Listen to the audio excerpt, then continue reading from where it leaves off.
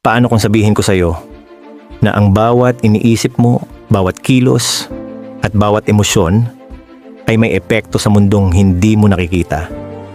May mga sinaunang batas na matagal nang pinaniniwalaan na lahat ng bagay ay konektado. Ngayon, ating bubuksan ang unang lihim ng 12 laws of the universe. Ito ang The Law of Divine Oneness. Akala mo, hiwalay ka sa mundo, pero ang katotohanan, walang tao ang nabubuhay para lamang sa sarili. Ang galit na dinadala mo, hindi lang ikaw ang sinisira nito, kumakalat ito. Ganon din ang kapayapaan. Bawat iniisip mo, bawat salita, bawat kilos, may epekto sa mundong ginagalawan mo. Parang alon sa tubig. Kapag may gumalaw, lahat ay naaabot.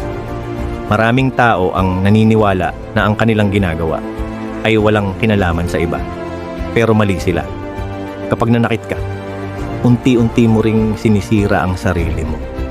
Kapag nagdala ka ng kabutihan, bumabalik din ito sa'yo. Dahil tayong lahat ay bahagi ng iisang kabuuan. Sa oras na maunawaan mo ito, hindi mo na muling titingnan ang buhay sa parehong paraan, hindi ka hiwalay sa mundo, bahagi ka nito.